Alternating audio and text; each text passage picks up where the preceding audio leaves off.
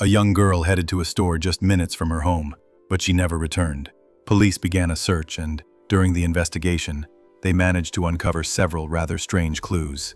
Nevertheless, this mystery remained unsolved for several decades, until the truth surfaced in a completely unexpected way. Kristy Wesselman was born on April 19, 1970, in the American town of Glen Ellen, Illinois. She lived there with her mother, two older brothers, and her sister. Their town was considered one of the safest in the county, and Kristy loved spending time outside, playing with other children for hours on end. The girl had many friends at school. She was elected vice president of her class and took an active part in school life. Additionally, the girl was on two sports teams, volleyball and softball. In the summer of 1985, when Kristy was 15, she continued to attend school during the break for extra classes and spent most of her free time outside with friends. On July 21st, she returned home from school at around 3:30 p.m. and decided to walk to the local store to buy a soda and a chocolate bar for herself and her mom. The woman expected Kristy to be back in just a few minutes, as the store was quite close. However, for some reason, the girl was clearly delayed. At first, her mother thought she might have met up with friends and gone out to play. There were no mobile phones in those years, so the woman couldn't contact her, and all she could do was wait. As evening approached, she began to worry and decided to call the homes of several of her daughter's friends, but they all said they hadn't seen Kristy. The woman then went outside and walked to the store, but her daughter was nowhere to be found. Relatives tried to find her for the next several hours, and late at night, the mother decided to contact the police. Officers immediately joined the search, and first tried to reconstruct the timeline of that day's events. They contacted the clerk at the store where Kristy had gone. The man knew the girl well, as he lived nearby and had often watched over her when she was little. He confirmed that Kristy had indeed come into the store around 4 p.m., bought chocolate, and left. The girl didn't say anything. He also added that she was in a good mood, and nothing about her behavior seemed strange to him. The police found a few more witnesses who saw Kristy in the store, but none of them paid attention to where she went afterward. Investigators also spoke with all of the girl's friends. They considered that Kristy might have simply lost track of time while out having fun, but none of her friends had seen the girl. Officers focused on the search and set out to scour the streets. The situation was complicated by the fact that it was already the middle of the night, and over the next few hours, they still couldn't find her. The search continued until morning, and around noon, other officers arrived to take over. One of them decided to try to recreate the girl's route, and assumed she had most likely taken the shortest path from her home to the store. In those years, between the residential area and the store, there was a large, vacant lot overgrown with tall grass. To walk around it would have taken people quite a long time. For adults who drove, this wasn't a problem, but the local kids, who liked going to the store or the nearby McDonald's, always took a shortcut. Something seemed strange to him. Moving closer, he looked through the weeds and realized he was looking at a human body. He recognized Kristy. The officer immediately contacted his colleagues, and the body was transferred to medical examiners for study. Forensic specialists began examining the crime scene, but it yielded absolutely no results. There were no footprints, no personal items, or any other clues that could help them shed light on what had happened. Medical examiners determined the cause of death was multiple stab wounds. Furthermore, they found evidence of a violent assault and recovered biological material from the perpetrator, but they couldn't do anything with it. In 85, the use of DNA in forensics was just beginning and was not common practice, so the sample was placed in storage. With the help of Kristy's mom, police also learned that the girl had been wearing a pearl ring on her hand that day. However, it was not found on her body or near the crime scene. Because of this, detectives concluded that the perpetrator might have taken the jewelry, and they instructed patrol officers to check all local pawn shops in case the criminal tried to sell it. Given that the police couldn't find a single clue, they focused on finding potential witnesses who might have seen Kristy or the perpetrator near the field. Officers managed to find several people who had walked along the same path around the estimated time of the crime, but none of them had seen anything suspicious. The body itself was located just a few meters from the edge of the path, and because of the dense grass, it was very difficult to see. Investigators also learned that just a few dozen meters from where Kristy was found, there was a private property where an entire family was outside having a barbecue. Despite the fact that the tragedy had apparently occurred right under their noses, no one heard a single sound.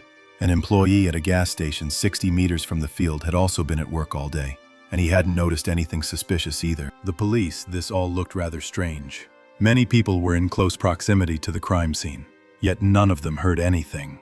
According to investigators, the unknown perpetrator could have either followed Christy from the store to the field or met her on the path. Then, he must have taken her several meters into the field and taken her life, all while being completely silent. Detectives suspected the victim might have known the perpetrator, which could explain the lack of screams. Besides, their town was small enough and many people knew each other. Police began looking into all the men who knew Christy. However, this led nowhere. Detectives also reviewed a list of all men living in the county who had criminal records for similar offenses. They identified several suspects, but here too, they couldn't establish anyone's involvement. In the following months, the police made no progress in solving this mystery.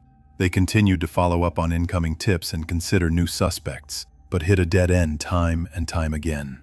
This went on for 3 years, until the case took a rather unexpected turn. By 1988, DNA analysis had begun to be widely used in forensics, and the police decided to collect samples from all suspects in the case.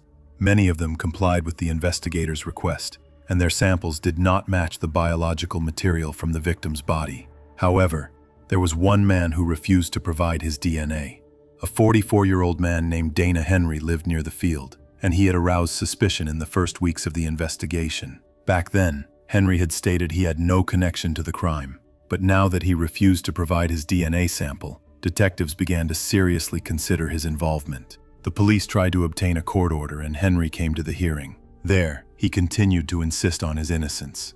However, the man was charged with contempt of court and placed in a local jail cell. He was held there for several days until the man finally agreed to provide a sample. In the end, it did not match the perpetrator's DNA, and Henry was released.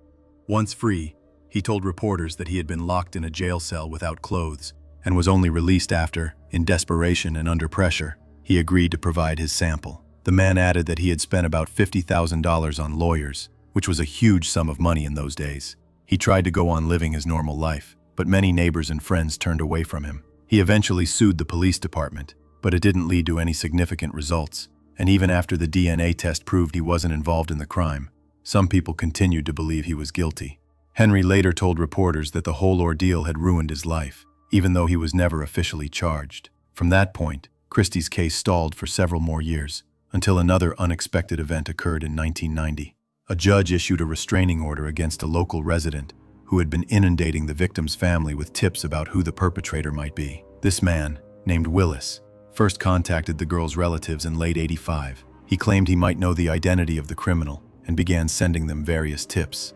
The police checked every one of them, but time after time, they realized it was all either completely far-fetched or had no relation to the case at all. This went on for almost 4 years, and eventually, Christy's relatives couldn't take the harassment anymore. A judge forbade Willis from contacting them, and the police investigated the man himself for possible involvement in the tragedy.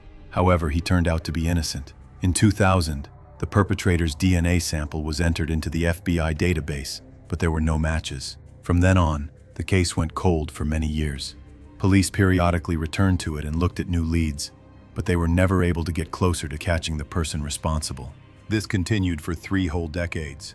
By this time, all the original detectives had been replaced, and Christy's case was assigned to a new team. In 2015, unexpectedly, they received a notification from the FBI database. The DNA from the person who committed the crime against Christy matched a recently uploaded DNA sample. Its owner was a 59-year-old man named Michael Jones, who lived in a town called Champaign, 240 kilometers, about 150 miles from Christy's home.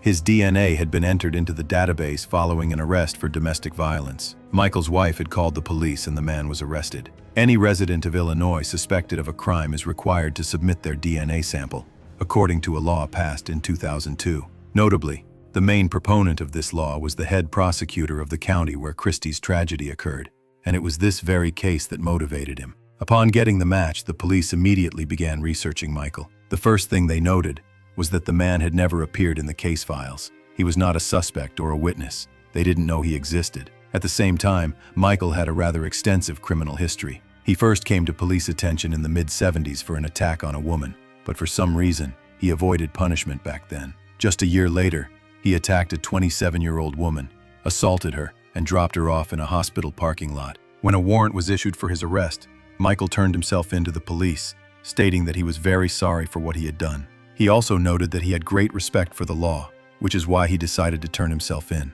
In addition, Michael insisted that he had serious mental health problems and needed treatment. However, an independent psychiatrist confirmed that the man was aware of his actions, and he was sentenced to 10 to 20 years. As you might have guessed, he was released early for good behavior. He spent only 6 years behind bars and was released back onto the streets in 1983, just 2 years before the tragedy with Christy. Notably, Michael's previous victim was not even notified of his early release. She later said she would have done everything in her power to challenge that decision. A year after his release, Michael got married, but in '94, his first wife left him and got a restraining order against her ex-husband. The reason was that he was paying unhealthy attention to her young female relative, but no legal charges followed.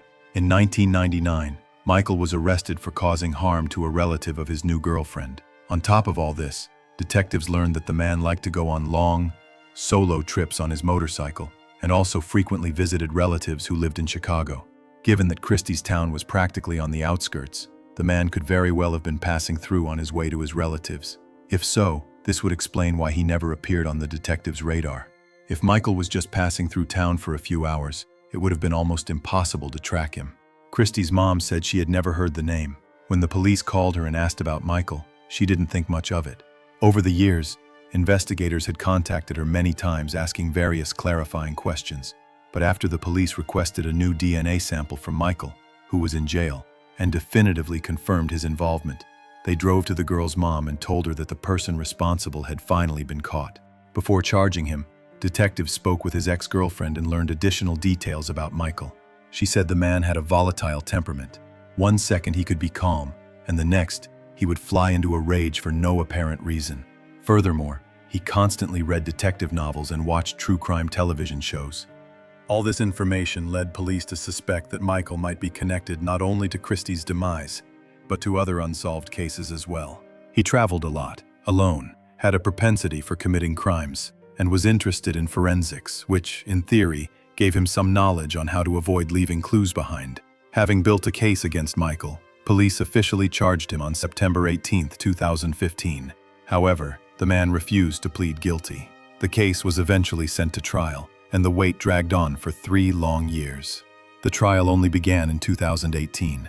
The prosecution planned to seek a life sentence. However, in the end, Michael decided to plead guilty in exchange for a more lenient sentence. Under the terms of the plea deal, he was not required to provide any details of his actions. But with the DNA match, no one had any doubts about his guilt anyway. In the end, the judge sentenced him to 80 years in prison, with the possibility of parole no earlier than 2095. In other words, it is unlikely Michael will ever be a free man again. Christy's relatives thanked the investigators for seeing the case through to the end. At the same time, her mother expressed her frustration that the perpetrator had been released early back in '83. If he had served his full 10 years, he would not have had the opportunity to attack Christy, and the girl would still be alive. It is also worth noting that Henry, the man initially suspected of the crime, also attended the court proceedings for the real perpetrator. He later told reporters that those accusations had effectively ruined his life, and even decades later, he had still not recovered. The man had hoped that the trial of the real criminal would help him cope with this trauma, but he was wrong. Henry added that in all this time, no one from the police department had ever apologized to him, let alone faced any measures for ruining his life. What are your thoughts on this story? Let us know in the comments, and don't forget to like this video if you enjoyed it. I also recommend subscribing to our Telegram channel, where we post the most interesting, uncensored crime news from around the world every day. Thanks for watching.